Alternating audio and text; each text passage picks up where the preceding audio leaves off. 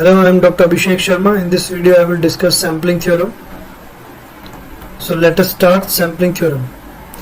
The sampling theorem specifies the minimum sampling rate at which a continuous time signal needs to be uniformly sampled so that the original signal can be completely recovered from its sample values.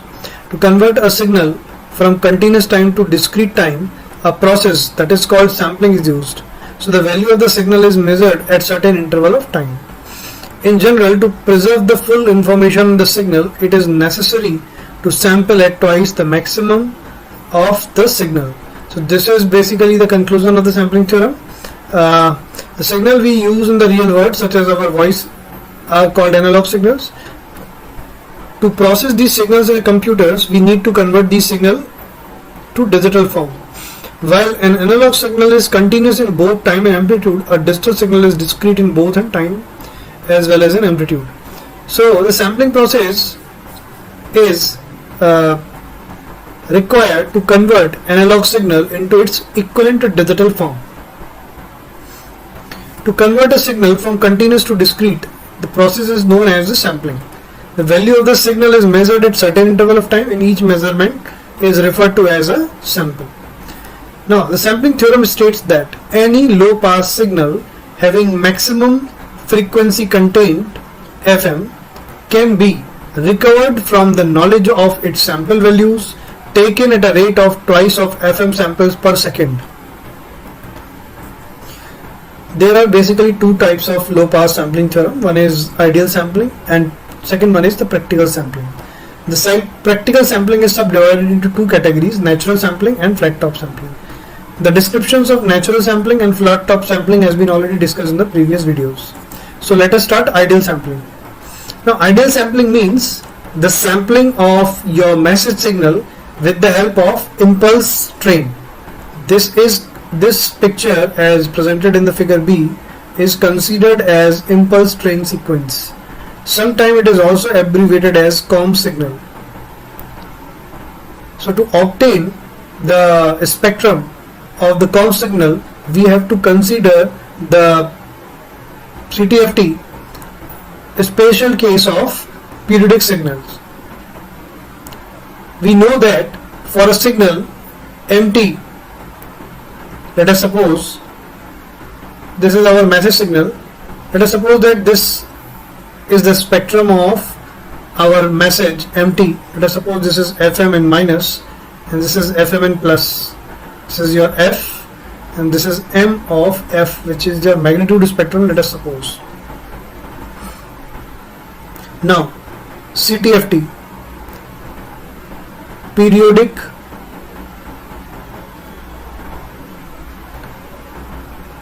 signal.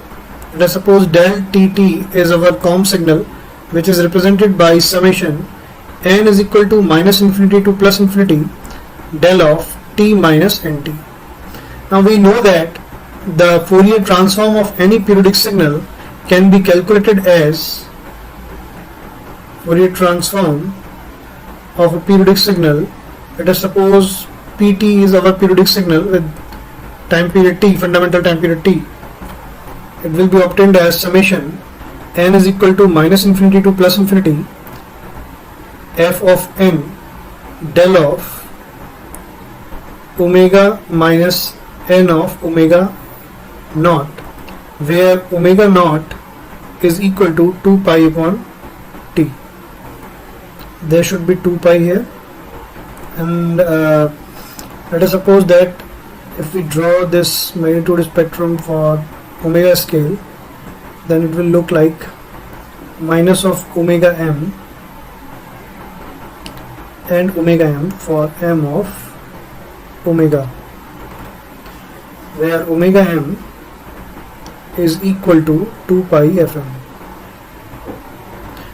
So for this expression, your fn will be equal to it will be 1 and 1, so it will be minus of ts upon 2 and ts upon 2 f of t, so that will be del of t e to the power minus j n omega naught, it will be over omega s into t and dt. So that term will be equal to 1 upon ts and between these two values, when del t is multiplied by e to the power minus j and omega st, so it will be e to the power 0 into del of t dt, and integral from minus ts by 2 to plus ts by 2, so that will be equal to 1 upon ts. So I will apply 1 upon the value of 1 upon ts at this point. So the final spectrum for this pulse train, which is either you can say del t of omega, del, let us suppose this is del omega s omega, it will be equal to 2 pi upon ts summation n is equal to minus infinity to plus infinity. After that 1 into del of omega minus n omega s.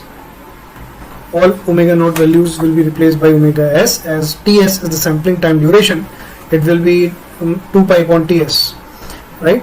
So you can say that will be omega s summation from n is equal to minus infinity to plus infinity del of omega minus n of omega s. So you can clearly see that this is represented as shown in the figure like this. If I want to draw the spectrum, it will be mentioned as del of omega s omega, which is the Fourier transform of a comp signal. It is given by omega s summation n is equal to minus infinity to plus infinity del of omega minus n of omega s. So when you want, if you want to draw the CTFT for this, you will definitely have, when you put n is equal to 0, right? So when you put n is equal to 0, this will be represented as omega s omega. It will create infinite harmonics from minus infinity to plus infinity, so it will be del of, let us suppose, omega minus plus 2 of omega s. So for this is for n is equal to minus 2 plus del of omega plus of omega s plus del of omega for n is equal to 0 plus del of omega minus of omega s plus del of omega plus this will be minus twice of omega s and so on up to positive infinity. So if you draw this, you will get del of omega, and it will be again at this difference will be omega s, so 0. So it will be del of omega minus of omega s. Again at this point the difference will be omega s, so this point will be del of omega minus of 2 omega s and so on towards infinity. And similarly at this point it will be del of omega plus of omega s for the same minus omega s distance from the original or you can say omega equal to 0 origin, and at this point will be from after that minus infinity, and this impulse will be del of omega plus of twice omega s. So this is the spectrum of your comp signal. So once you have the spectrum of the comp signal, now I will proceed towards the detail of the sampling. So the sampling will be done, ideal sampling will be done by multiplying the comp signal in time domain with the MT signal, right? So for example, I have to take the multiplier and apply MT at one terminal of the multiplier, and at another terminal I have to apply the pulse train signal, right? Impulse, this is not only pulse, this is impulse train, right? So you will get an ideal sample signal, right? Ideal sample signal. So when you consider the maths of this ideal sample signal, you can see that, let us suppose that this is the ideal sample signal m delta t. So it will be equal to m of t multiplied by del ts into t, right? So once you see the multiplication is happening, so you can also write it as n is equal to minus infinity to plus infinity del of n minus you can say t minus nts. This is the impulse train. So you can also apply the multiplication property of the impulse train. So you will get summation n is equal to minus infinity to plus infinity m of you can say nts multiplied by del of t minus nts. So this is the expression of the ideal sample signal in terms of time domain signal. Now I have to calculate the CTFT for this m delta t. For this purpose, now this is our time domain expression for the ideal sample signal. Now I am going to read it written as m of delta t. It will be m of summation n is equal to minus infinity to plus infinity m of nts multiplied by del of t minus nts. Now I have to obtain the spectrum, so I will again consider the basic equation m delta t, that will be equal to m of t and multiplied with you can say summation of n is equal to minus infinity to plus infinity del of t minus nts. Now point to be noted that this is your COMS signal. I have already calculated the CTFT for this signal, so I have taken the CTFT on both sides, on both sides of the equation. So I will get, let us suppose, m of del omega, that will be equal to m of omega convolution, because multiplication will become convolution, and it will be omega s summation n is equal to minus infinity to plus infinity del of omega minus n omega s correspondingly. Now I am going to apply the convolution property of the impulse, which is given by f of t. Let us suppose convolute with del of t minus a, it will give you f of t minus a. This is the convolution property. I'm going to mention this convolution property of impulse. So that will be equal to summation n is equal to minus infinity to plus infinity omega s, and then m of omega minus of n omega s. Now if I'm going to draw the magnitude spectrum of this m delta omega, which is the ideal sampled signal, spectrum of the ideal sampled signal, so this is your omega. Now this expression will be mentioned as m of del of omega, that will be equal to omega s will be the common term, so that will be from minus infinity to plus infinity m of omega minus plus for n is equal to, let us suppose, minus 2, that will be twice of omega s, plus m of omega plus omega s plus m of omega for n is equal to 0, plus m of omega minus of omega s plus and so on towards infinity. This is for n is equal to 1. Now as we know that I have already considered the spectrum of MTS, a triangular function in frequency domain, so it will be, when you draw the m omega for n is equal to 0, you will get like this situation. So this is for n is equal to 0, so that will be minus of omega m, or this point will be omega m. Again at the distance omega s, you have to draw in, let us suppose this point is here, so this is the another term, which is m omega minus omega s, so this will be another term. This is at omega s, so this point, this part, this section is m of omega minus of omega s, right? So at this point you will see that this will be omega s minus of omega m. At this point this frequency will be omega s plus of omega m. Similarly, negative side, it will again exactly like this.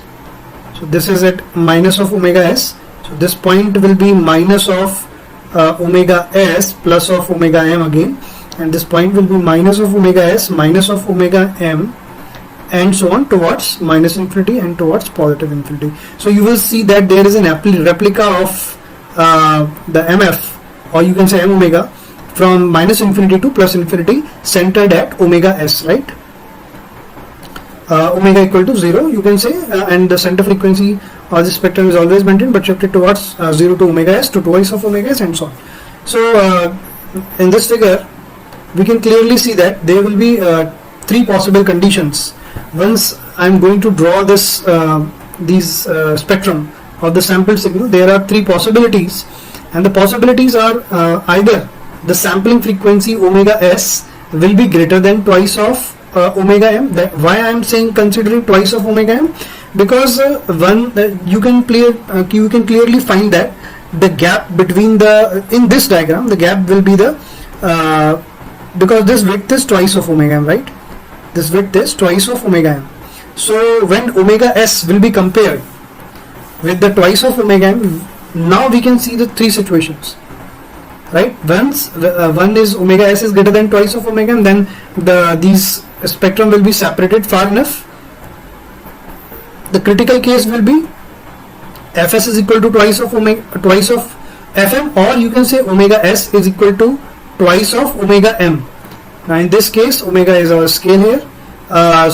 This is the critical perfect sampling case, and undersampling will be considered as when omega s is less than twice of omega m. But in this case, these different spectrum will be merged to each other. You can clearly see that these are the mergers frequencies. Now in these three cases, this case will be very important because this interference like situation is considered as aliasing, right? And this is the perfect sampling case which I have discussed in sampling theorem, that every signal can be sampled with a rate of twice of fm if fm is the maximum frequency content of the signal. Now if the sampling is being done with the rate of twice of fm, then we can simply recover our message signal with the knowledge of samples.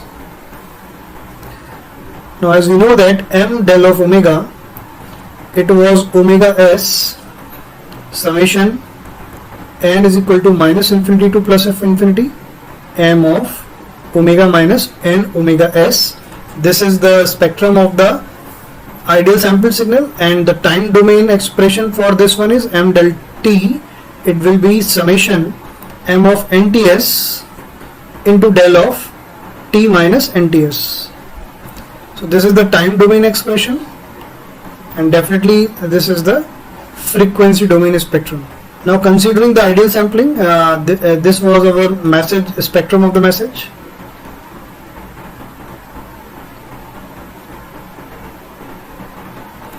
This is the ideal low pass filter, spectrum of the ideal low pass filter. You can say the response of the ideal low pass filter. Now the point to be noted that it is okay, now the sampling has been done, but what will happen at the receiver end? We have to recover the main message frequency, right? That means I have to recover the message, and where is the message in this spectrum? Is here. Like we have to recover this part only, and we do not require these sections, right? So this will only happen with the help of low pass filter. Once you pass this signal to the LPF, right? What is the ideal response of the low pass filter? It will be represented as this one. So this is your FM. If this frequency is F, this will be minus of FM. This is constant A, the magnitude. So this is the response, or you can say the magnitude response of ideal low pass filter. Ideal low pass filter, right? So this will be the ideal low pass filter. Now as we have understood that this part can be recovered with the help of an LPF, but point to be noted, once if you apply this signal at the input of the LPF, right? For example, let us suppose that this is our low pass filter.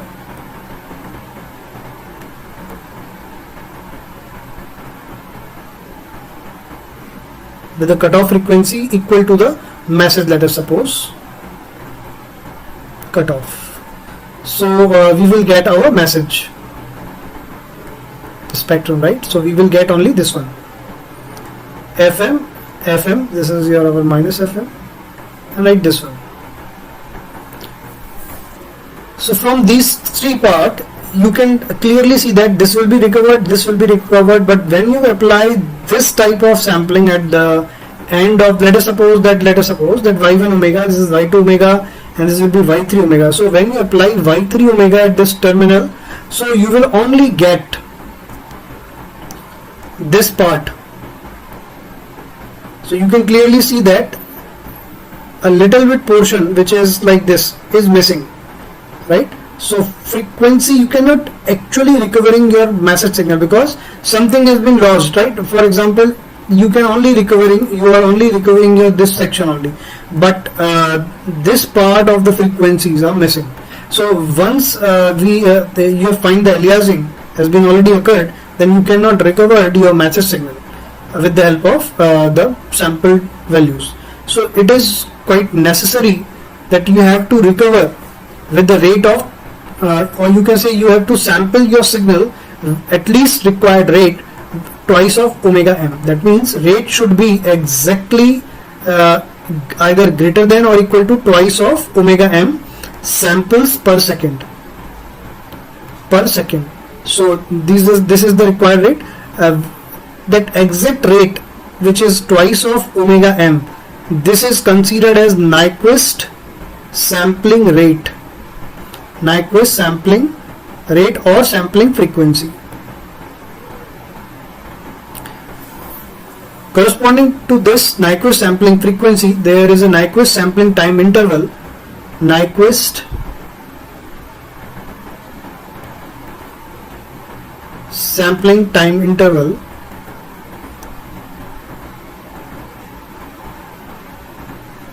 which is given by T of n, which will be equal to omega s divided by 2 pi, right? So that will be twice of omega m exactly divided by 2 pi,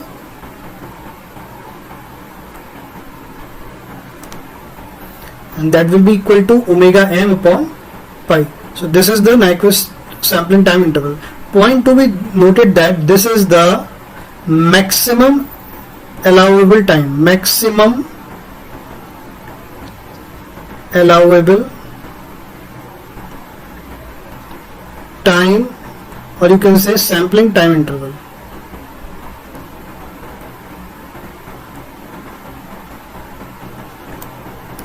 But Nyquist sampling frequency is the minimum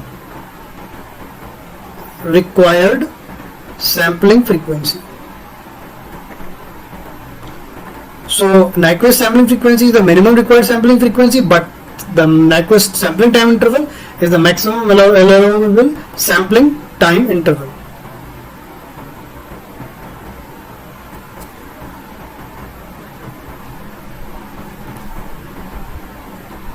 Is the maximum allowable sampling time interval. Now this is the block diagram. It is showing that how can you recover your message signal exactly, and this part is your sampling. This is the sampling process, and this is your you can say that this is the receiver end or demodulation end from this point to this point. So this is the recovered signal x. These two values are similar, right? This is your xt, which have the same spectrum, and as well as x of rt. So in this video, this was the ideal sampling. So thank you very much.